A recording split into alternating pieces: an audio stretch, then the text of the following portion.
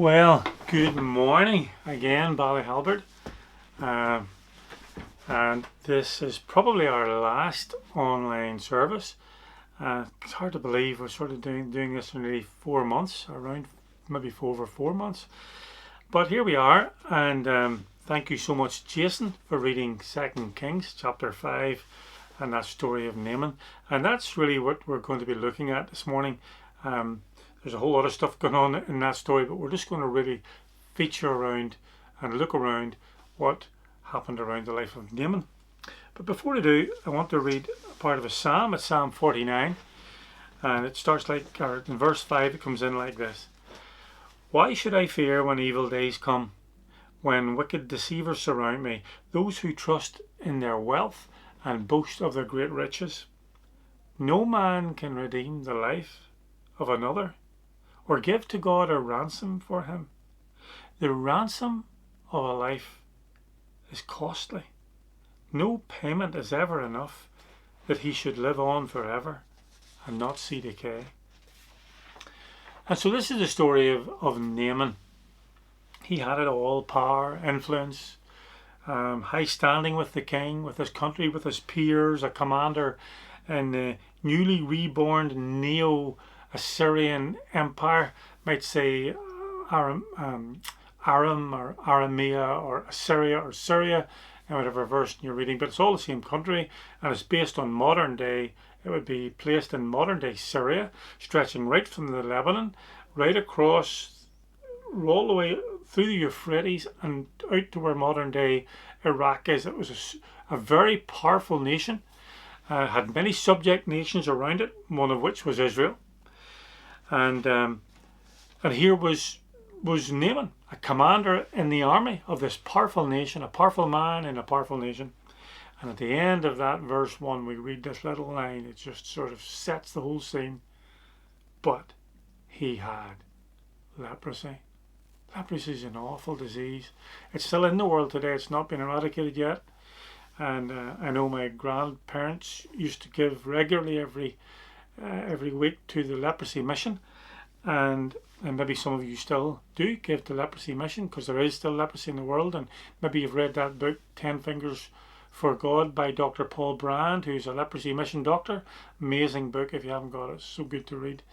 But it's a terrible disease. It's been known throughout the ancient world, and there are documents relating to it in China, India, Egypt, and Israel, in Rome, and various other countries. Starts off with a small patch in the skin usually, or a little coppery coloured nodule, and then you start to lose feeling in the fingers or on your skin. Hair starts to come out. You lose sensitivity, and then your nerves begin to swell, so much so that as you lose the sensitivity, when you lose pain, and not any longer protected by the guardian of pain, carelessly you injure yourself. They lead to infections and amputations. Fingers can come with the loss to the muscle tissue and nerves. The hands can become clawed, and the feet as well.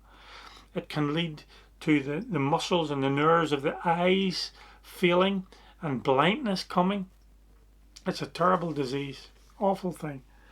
And in fact, one researcher, M.D. Brand, said that it's an irreversible double tragedy, since often such persons can neither see nor feel. As a result, blindness has a massive impact on a person's life and their ability to lead an independent life. For Naaman, I don't know, imagine that first day and suddenly, what's wrong? I don't feel that, or little patches begin. Well, they would have known what it was. Naaman would have known. And from that first day, suddenly his future, which was so shiny, so bright, so filled with hope, becomes one of the bleakest darkness. There's no cure for this. This is going to lead, he can look around and see lepers ringing their bells, and see that it leads to destitution, to a loss of everything he has. The future is dark. And only in his wildest dreams could he ever hope that it would be anything different. And then we read that the little line that the little maid says, I think it's around verse 5, and she says, "If only my master would see the prophet who is in Samaria." If only. If only is a double-edged sword, isn't it? For some people, if only will lead to a life of regret. A life of, if only this had happened, if only I'd done that, it can destroy a person's peace. Or if only can drive a person to greed. If only I owned this, if only. But if only can sometimes also, when we realise we've used all our resources and we've done everything we can, we've been to every doctor, we've tried everything that we possibly can and been to every avenue and every corner, then we're left desperate. If only can sometimes drive us to our knees. And so Naaman, when the little maid said, if only, was driven to the if only of looking somewhere else, outside of his own resources, outside of his own help.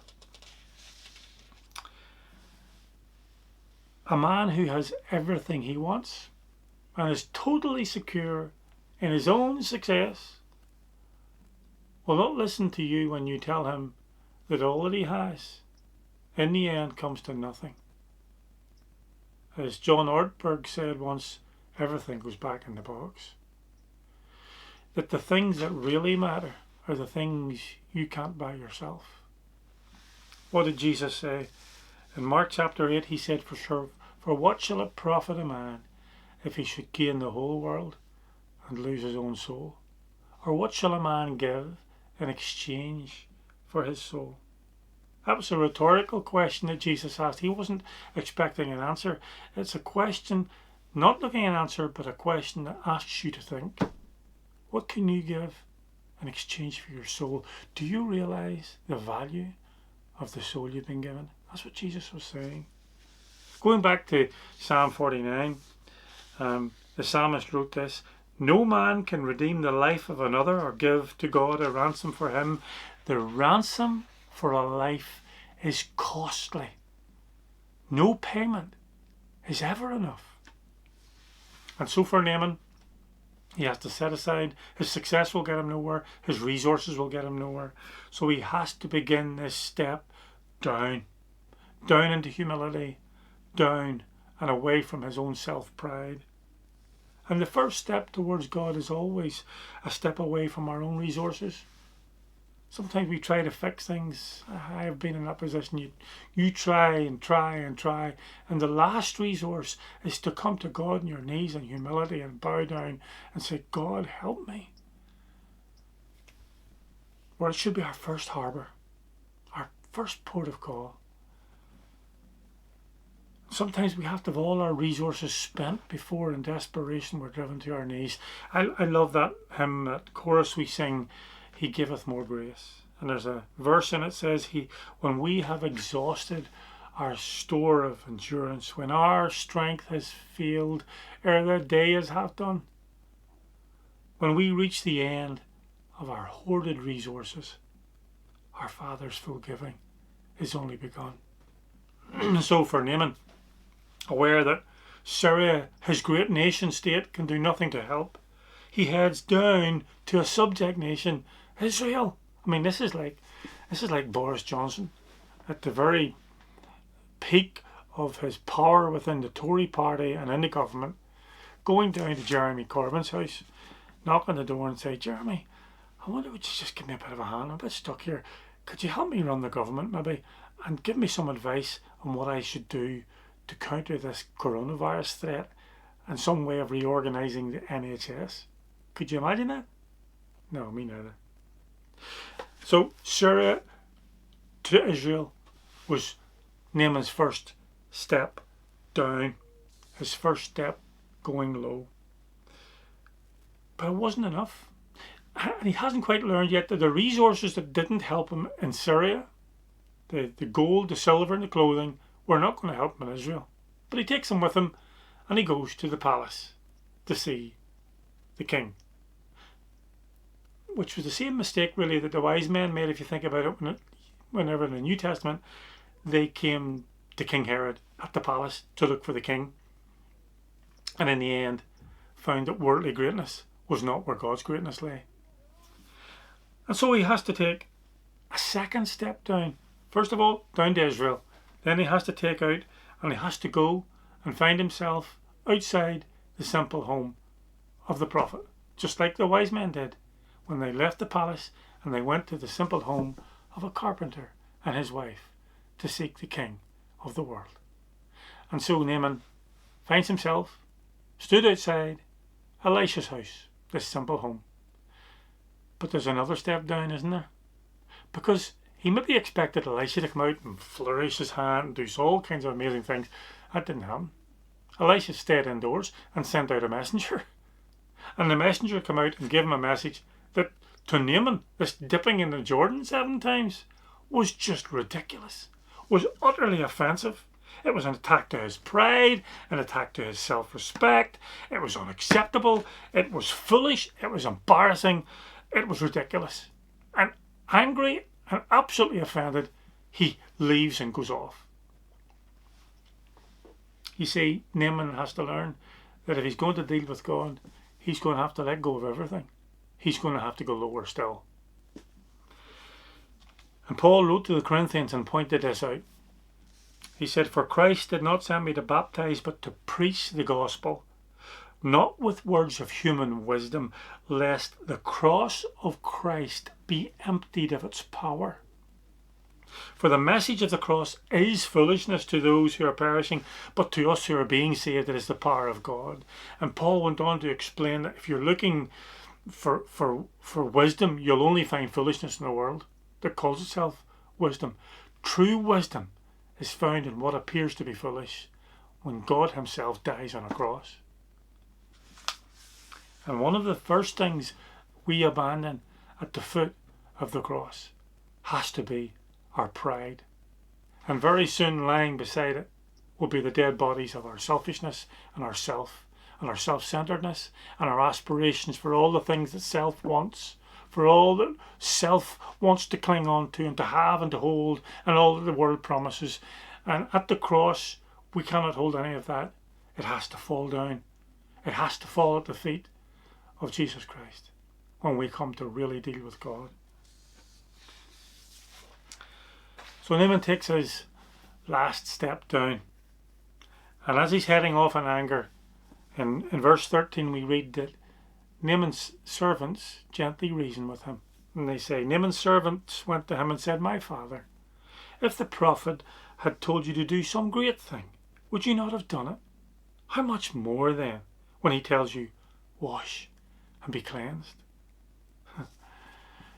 If you watched Gillian, my wife's testimony on Testimony Tuesday, you will remember how she recounted that she was struggling with what she had to do to be a Christian, what she had to do to have her sins forgiven.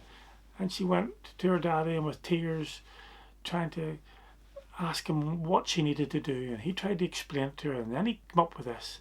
He said, "Gillian, if I asked you to do something, some great thing, if I asked you to walk all the way from Portavogie, all the way to Newton Arts, to Scrabo Tower, and then walk all the way back, and if you were to do that, you'd be saved, would you do that?" And Gillian said, "Yes, Daddy, I would do that." And then Stuart gently explained to her, "But Gillian, you don't need to do that, dear. You see, Jesus has done everything that needs to be done. It's just for you to believe that he's done it." And her eyes were opened and she realised all she had to do was trust him. Naaman had to learn that which we have all had to learn, was that we have absolutely no part in helping God to save us. We don't need to tidy up our lives and behave a certain way. None of our resources will in any way be part of the price that has to be paid. We are spiritually dead, and dead things have no power to do anything except be dead. What we need is not to be self-improved. What we need to be is resurrected. And the only price that can be paid to make that possible can only be paid by Jesus Christ, without any contribution for you or I. Psalm 49 again. The ransom for a life is costly. No payment is ever enough. And then in verse 15 of the same psalm, we come to the message, which is this. But God will redeem my life from the grave. He will surely take me to himself. On the 6th of June 1944, 1,200 Allied aircraft and over 5,000 ships deposited almost 160,000 men on the shores of Normandy and France to wrestle back from the Nazi domination of Nazi-held Europe, from those Nazis. By the end of August, there were over 2 million fighting men who had come in to wrest back enslaved Europe.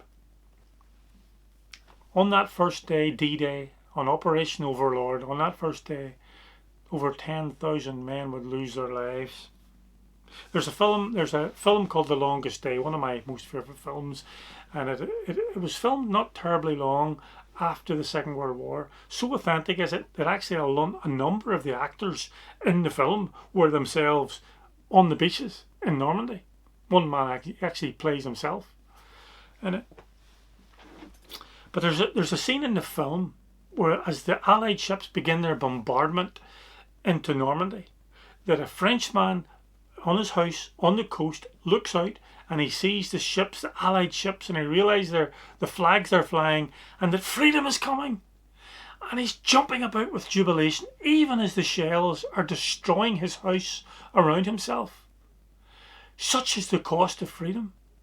But he is jubilant. He breaks out a champagne bottle and he's jumping for joy. All of his personal possessions are being destroyed around him with the shells arriving onto the French soil. But he has got the price in his head. He's got it right. He appreciates the cost that it will be for liberation. So Naaman goes down to the Jordan and he strips.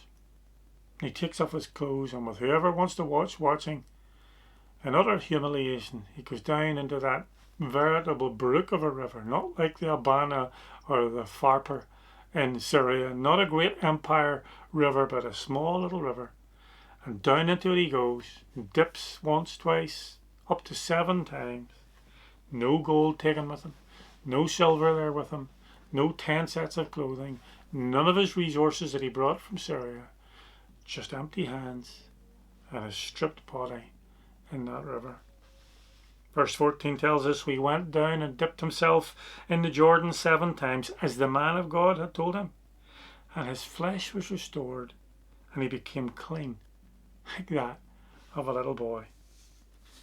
You know, if someone gives us a really Christmas, you've given somebody a present of chocolates and socks, and then they give you something staggeringly extravagant, and you're really humbled, really are. You wish you got them more. And you may say something like this: oh, that's far too much, or I don't deserve this, or you shouldn't have spent that on me. Their extravagance takes our breath away. But you know, the gift of salvation, our forgiveness that we've been given, and the hope of heaven is not only lavish, but it's an extravagance of grace beyond measure. God gave us Jesus when he gave us himself. He gave himself when he gave us Jesus. Like that Frenchman on D-Day, appreciating the cost, then nothing compares with the freedom and the peace that Jesus Christ has brought us. Nothing we can do will add to that, and we cannot contribute to 1 penny of it. It's all a gift from Jesus. Now, in the story of Naaman, Gehazi thinks Naaman's got off lightly. So he runs after him and makes up some cock and bull story about some prophets coming to stay the night and stuff. And Naaman says, well, how can I help? And, well, if you were... And so Naaman says, here, take a talent of silver. Here, take 2 talents. And take, how much clothing do you want? Take 2 sets of clothing. And so, you know what happened there? Gehazi goes back Elisha knows exactly what's happened, and Gehazi gets the curse of leprosy for what he did. You see, what did he do? Well, he robbed from Naaman the purity of the grace that had been given. Naaman should have gone away knowing that all of his healing and the experience he had was utterly and totally a gift of God. And of course, like any of us, he wanted to help. And then he was given an opportunity and told that yes, this would help. And he gave towards it. So he would always, the rest of his life, although he was thankful, I'm sure, feel that, well, he had done something. And that was a robbery. That was wrong. There's no action, no price, nothing that we can contribute in any shape, any form. In fact, in Romans 11, Paul bursts out into praise about this very realization. Oh, the depth of the riches of the wisdom and the knowledge of God. How unsearchable are his judgments and his paths beyond finding out. Who has known the mind of the Lord? Who has been his counselor? Listen, who has ever given to God that God should repay him? For from him and through him and to him are all things. To him be the glory forever. Amen. Later on, writing to the Corinthians, what does Paul say? He says, thanks be to God for his unspeakable gift. Another translation, it has his indescribable gift. Another translation, a gift to wonderful words. A gift that's inexpressible. What's the lesson? That grace is free. Grace is free. That we have not contributed towards it. That it was given as a gift. And woe betide the man or woman who thinks they have the capacity in any way to pay for it, contribute towards it in any shape or form, or even worse, the person who imagines that this grace with which we've been saved has any finite value. Listen to this. Listen to this. There is no standard against which you can measure the blood of Christ. There is no object of similarity, no currency of comparison, no measure of value, no bottom to its depth, and no pinnacle to its height. The price of that man, Jesus Christ, on the cross cannot be measured, weighed, or counted. Now we can say, I don't deserve this. We can say, you shouldn't have done that for me. But what we cannot say is, that was too much. Because, dear brothers and sisters in Christ Jesus, those you members of the Church of the Firstborn, those of us who have been bought by the blood of Christ, that's how much it did cost. That's how much it will cost. And that's how much it cost God, that he did not spare his only Son for us. That's how much he loves us. That's how much he's lavished his love on us. It's unspeakable. It's indescribable. It is inexpressible.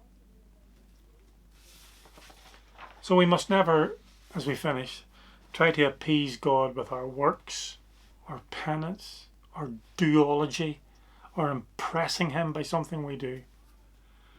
We risk offending him at best, and worse, I'm sure, than that. What did Jesus say? For what shall a man give in exchange for his soul? Well, the answer is nothing but surrender. And Paul, writing to the Colossian church, said this, so then, just as you received Christ Jesus as Lord, continue to live in him. Brothers and sisters, let us continue to live in him. Rooted and built up in him. Oh, that he may build us up. Strengthened in the faith as you were taught. And listen, and overflowing with thankfulness. Let's be marked as a people who are overflowing with thankfulness, who don't count our own pride, our own selfish ambition, our hurts or our rights, but rather will live each day in appreciation that we've been bought at a price beyond measure. God bless you, folks. Thanks for listening. The gospel is wonderful. It's like nothing else. It is incomparably like nothing else.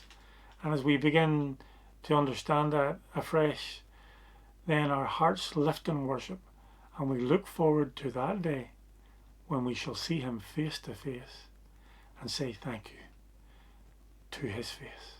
And what a day that will be. God bless.